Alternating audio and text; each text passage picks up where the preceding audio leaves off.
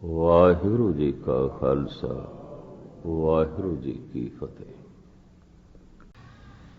ਮੀਰਾਂ ਧਾਰਮਿਕ ਹੈ। ਮੀਰਾਂ ਦਾ ਪਤੀ ਚਿਤੌੜਗੜ੍ਹ ਦਾ ਰਾਣਾ ਧਾਰਮਿਕ ਨਹੀਂ ਹੈ। ਉਹਨੇ ਘਰੋਂ ਹੀ ਕੱਢ ਦਿੱਤਾ ਸੀ। ਜਿਨ੍ਹਾਂ ਨੇ ਇਤਿਹਾਸ ਨੂੰ ਪੜ੍ਹਿਆ ਉਹਨਾਂ ਨੇ ਕਿਹਾ ਸੀ ਮੈਨੂੰ ਪਤਨੀ ਚਾਹੀਦੀ ਹੈ, ਸੰਤਣੀ ਨਹੀਂ ਚਾਹੀਦੀ। ਇਹ ਤੇ ਮੇਰੀ ਸੰਤਣੀ ਮੇਰੇ ਪੱਲੇ ਬੰਨ੍ਹ ਦਿੱਤੀ। ਇਹ ਤੇ ਹਰ ਵਕਤ ਗੀਤ ਗਾਉਂਦੀ ਰਹਿੰਦੀ ਹੈ ਪਰਮਾਤਮਾ ਦੇ। ਇਹ ਤੇ ਪਤਾ ਨਹੀਂ ਕਿਹੜੇ ਲੋਕ ਦੀਆਂ ਗੱਲਾਂ ਕਰਦੀ ਰਹਿੰਦੀ ਹੈ। ਚਿਤੌੜਗੜ੍ਹ ਦੇ ਰਾਣੇ ਦਾ ਮੀਰਾਂ ਬਾਈ ਨਾਲ ਤਾਲਮੇਲ ਨਹੀਂ ਬੈਠਿਆ ਔਰ ਮੀਰਾਂ ਹਰ ਵਕਤ ਪ੍ਰਾਰਥਨਾ ਕਰਦੀ ਸੀ, हे ਪ੍ਰਭੂ ਇਤਨਾ ਰਸ ਤੂੰ ਮੇਰੀ ਝੋਲੀ ਚ ਪਾ ਦਿੱਤਾ ਹੈ, ਡੁੱਲ ਡੁੱਲ ਕੇ ਪੈਂਦਾ ਹੈ, ਥੋੜਾ ਜਿਹਾ ਮੇਰੇ ਪਤੀ ਨੂੰ ਵੀ ਦੇ ਦੇ। ਪ੍ਰਾਰਥਨਾ ਵੀ ਕਰਦੀ ਸੀ ਪਰ ਨਹੀਂ, ਉਸ ਪਤੀ ਨੇ ਤੇ ਘਰੋਂ ਕੱਢ ਦਿੱਤਾ। ਪਹਿਲੇ ਮਾਰਨ ਦੀ ਕੋਸ਼ਿਸ਼ ਕੀਤੀ ਜਾਨ ਤੋਂ, ਜ਼ਹਿਰ ਦਾ ਪਿਆਲਾ ਦਿੱਤਾ, ਪੀ ਗਈ, ਨਹੀਂ ਮਰੀ। ਸੱਪ ਵੇਚਿਆ ਡੰਗ ਮਾਰਨ ਵਾਸਤੇ, ਉਹਨੇ ਡੰਗ ਨਹੀਂ ਮਾਰਿਆ, ਫਿਰ ਘਰੋਂ ਕੱਢ ਦਿੱਤੀ। ਰਾਜਸਥਾਨ ਦੇ ਜੰਗਲਾਂ ਦੇ ਵਿੱਚ ਭਟਕਦੀ ਰਹੀ ਕਿਉਂਕਿ ਕੋਈ ਸ਼ਹਿਰ ਦੇ ਚ ਨਹੀਂ ਵੜਨ ਦਿੰਦਾ ਸੀ, ਮੰਦਰ ਦੇ ਚ ਦਾਖਲ ਨਹੀਂ ਆਉਣ ਦਿੰਦਾ ਸੀ। ਦਰਖਤਾਂ ਤਲੇ ਬੈਠ ਕੇ ਇੱਕ ਤਾਰਾ ਵਜਾ ਕੇ ਪ੍ਰਭੂ ਦੇ ਗੀਤ ਗਾਉਂਦੀ ਰਹੀ। ਜਿਨ੍ਹਾਂ ਜਿਨ੍ਹਾਂ ਦਰਖਤਾਂ ਦੇ ਥੱਲੇ ਇਸਨੇ ਗੀਤ ਗਾਏ, ਅੱਜ ਰਾਜਸਥਾਨ ਦੇ ਉਹਨਾਂ ਰਾਜੇ ਮਹਾਰਾਜਿਆਂ ਤੇ ਜਾਗੀਰਦਾਰਾਂ ਨੇ ਸੋਨੇ ਦੇ ਮੰਦਰ ਖੜੇ ਕੀਤੇ ਨੇ। ਸਾਰਾ ਮਾਰਬਲ ਲਾਇਆ, ਸੋਨੇ ਦੇ ਕਲਸ਼ ਲਾਏ ਨੇ। ਮੀਰਾਂ ਧਾਰਮਿਕ ਸੀ, ਉਸਦਾ ਪਤੀ ਧਾਰਮਿਕ ਨਹੀਂ ਸੀ। ਤ੍ਰਿਲੋਚਨ ਧਾਰਮਿਕ ਸੀ, ਉਹਦੀ ਪਤਨੀ ਧਾਰਮਿਕ ਨਹੀਂ ਸੀ। ਇੱਕ ਸ਼ਬਦ ਤ੍ਰਿਲੋਚਨ ਨੇ ਆਪਣੀ ਪਤਨੀ ਦੇ ਪ੍ਰਤੀ ਉਚਾਰਨ ਕੀਤਾ। ਤ੍ਰਿਲੋਚਨ ਅੰਮ੍ਰਿਤ ਵੇਲੇ ਉੱਠ ਕੇ ਪ੍ਰਮਾਤਮਾ ਦੇ ਗੁਣਾਂ ਦਾ ਉਚਾਰਨ ਕਰਦਾ ਹੈ, ਪਰ ਇਹ ਵੀ ਅੰਮ੍ਰਿਤ ਵੇਲੇ ਨਾਲ ਉੱਠ ਕੇ ਗਾਲਾਂ ਹੀ ਕੱਢਦੀ ਹੈ ਰੱਬ ਨੂੰ। ਇੱਕ ਪ੍ਰਮਾਤਮਾ ਦੀ ਸਿਫਤ ਸਲਾਹ ਕਰਦਾ ਹੈ, ਇੱਕ ਪ੍ਰਮਾਤਮਾ ਦੀ ਨਿੰਦਾ ਕਰਦੀ ਹੈ। ਸ਼ਬਦ ਹੈ ਨਾਰਾਇਣ ਨਿੰਦਸ ਕਾਏ ਭੂਲੀ ਗਵਾਰੀ, ਤ੍ਰਿਲੋਚਨ ਜੀ ਦਾ। ਐ ਗਵਾਰ, ਐ ਨਾ ਸਮਝ, ਇਹ ਕੀ ਕਰਦੀ ਹੈ ਅੰਮ੍ਰਿਤ ਵੇਲੇ? ਸਿਫਤੋ ਸਲਾਹ ਦਾ ਵਕਤ ਨਿੰਦਾ ਕਰਦੀ ਹੈ।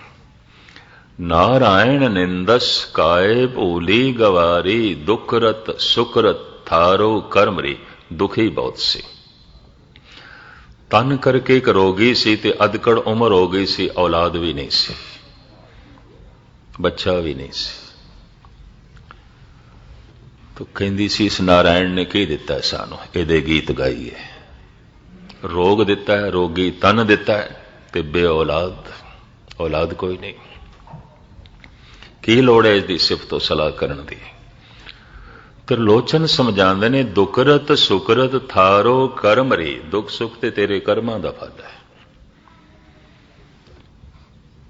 ਦੁੱਖ ਸੁੱਖ ਤੇ ਫਲ ਹੈ, ਤੇ ਜੇ ਫਲ ਹੈ ਤੇ ਉਸਦਾ ਬੀਜ ਹੈ, ਉਸਦਾ ਬੀਜ ਹੈ ਤੇਰੇ ਕਰਮ।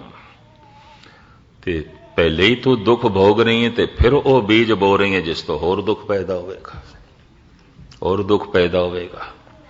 ਸਮਝਾਉਂਦੇ ਨੇ ਤ੍ਰਿਲੋਚਨ ਆਪਣੀ ਪਤਨੀ ਨੇ ਸਾਰਾ ਸ਼ਬਦ ਆਪਣੀ ਪਤਨੀ ਦੇ ਪ੍ਰਤੀ ਉਚਾਰਨ ਕੀਤਾ, ਲੇਕਿਨ ਪਤਨੀ ਵੀ ਆਖਿਰ ਤ੍ਰਿਲੋਚਨ ਦੀ ਸੀ। ਕਹਿਣ ਲੱਗੀ ਜਿਸ ਦੀ ਬੰਦਗੀ ਕਰਨ ਨਾਲ, ਜਿਸ ਦੇ ਗੁਣ ਗਾਇਨ ਕਰਨ ਨਾਲ ਕੀਤੇ ਕਰਮ ਮਿਟ ਹੀ ਨਹੀਂ ਸਕਦੇ, ਤਾਂ ਫਿਰ ਗੁਣ ਗਾਇਨ ਕਰਨ ਦਾ ਮਤਲਬ ਕੀ ਹੈ? ਸਿਫਤੋ ਸਲਾਹ ਕਰਮ ਦਾ ਮਤਲਬ ਕੀ ਹੈ? ਬੜੀਆਂ ਦਲੀਲਾਂ ਦਿੱਤੀਆਂ ਤ੍ਰਿਲੋਚਨ ਨੇ। ਕੀਤਾ ਕਰਮ ਨਹੀਂ ਮਿਟਦਾ, ਕ੍ਰਿਤ ਕਰਮ ਨਹੀਂ ਮਿਟਦਾ। ਔਰ ਫਿਰ ਇਸ ਸ਼ਬਦ ਦੀਆਂ ਅਖੀਰਲੀਆਂ ਪੰਕਤੀਆਂ, ਚੂੰਕਿ ਇਸ ਵਕਤ ਪ੍ਰਕਰਨ ਨਹੀਂ ਹੈ ਮੇਰਾ। ਪੂਰਬਲੋ ਕ੍ਰਿਤ ਕਰਮ ਨਹਿ ਮਿਟੇਰੀ, ਘਰ ਗਹਿਣ ਨਹੀਂ ਮਿਟਦਾ। ਪੂਰਬਲੋ ਕ੍ਰਿਤ ਕਰਮ ਨਹਿ ਮਿਟੇਰੀ, ਘਰ ਗਹਿਣ ਤਾਂ ਚੇ ਮੋ ਜਾਪੀ ਅਲੇ ਰਾਮ ਚੇ ਨਾਮੰਗੇ। ਇਸ ਵਾਸਤੇ ਮੈਂ ਪ੍ਰਭੂ ਦਾ ਨਾਮ ਜਪਦਾ, ਕਰਮ ਤੇ ਮਿਟਣਾ ਹੀ ਨਹੀਂ। ਪਰ ਤ੍ਰਿਲੋਚਨ ਦੀ ਪਤਨੀ ਆਖਿਰ ਤ੍ਰਿਲੋਚਨ ਦੀ, ਤੇ ਜੇ ਮਿਟਣਾ ਹੀ ਨਹੀਂ ਤੇ ਰਾਮ ਜਪਣ ਦਾ ਮਤਲਬ मिटना ही नहीं। तो प्रभु की बंदगी का मतलब है, प्रभु की बंदगी मनुख की सुरत नूं, मनुख के ध्यान नूं इतना उच्चा कर देंदी है, दुख सुख उसके पैरों के थलों लग जाते। नहीं तो अक्सर मनुखा नूं किधरे सुख हिला के रख देंदे, किधरे दुख हिला के रख देंदे।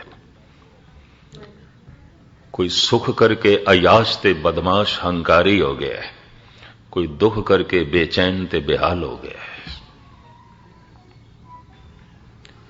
रस्ते दा रोड़ा बन गया किधरे सुख, रस्ते दा रोड़ा बन गया किधरे दुख।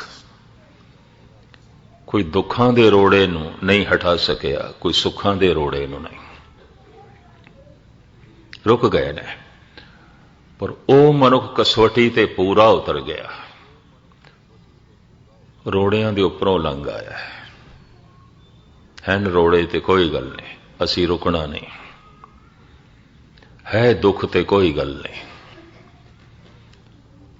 न सुख ने हिलाया न दुख ने हिलाया। धन गुरु तेग बहादुर साहब जी महाराज दे बोल, जो नर दुख में दुख नहीं माने। दुख ते आया है, पर हुण दुख मन नूं नहीं छूंदा। अगर तन नूं छू भी गया तो ठीक है। हुण उस दुख दे प्रति मन विच शोक नहीं पैदा होंदा, चिंता नहीं पैदा होंदी, दुख नहीं पैदा होंदा, संताप नहीं पैदा होंदा। कोई बारों औकड़ आ गई है, कोई गल नहीं। कोई तन दे रोग पैदा हो गया, कोई गल नहीं। जो नर दुख में दुख नहीं माने, सुख सने अर भय नहीं जाके। ते सुख नाल कोई इतनी हुण पकड़ भी नहीं रहेगी, कोई बहुती पकड़ भी नहीं रहेगी। नहीं तो अक्सर मनुख की जिंदगी इंज बतीत होती है, दुख सुख करत जन्म फुन मोआ।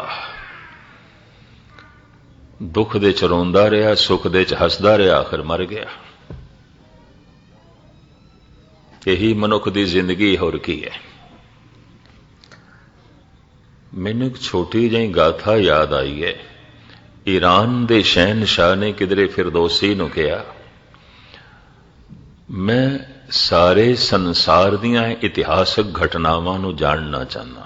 सारे संसार, हर मुल्क, हर कौम विच जो इतिहासक वाक़े होए ने,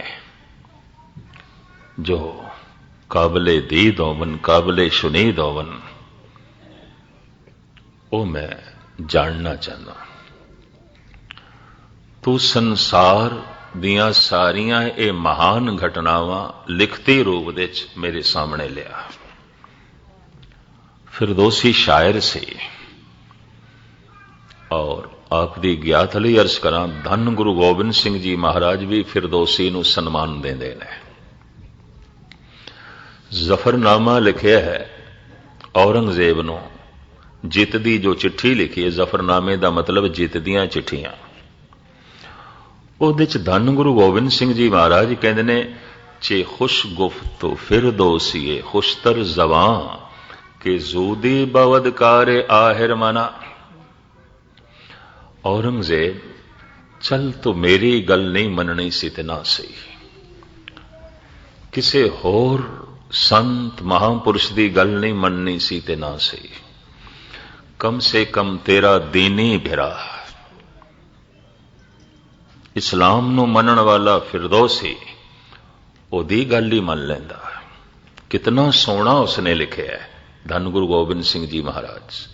चे खुश गुफ्त तो फिरदौसी खुशतर जवां, कितना उसने चंगा लिखिया है, कितने चंगे बोल उसने बोले ने, कितना महान दर्श दिता है उसने जगत नूं कि जूदी बवद कार आहिर मना।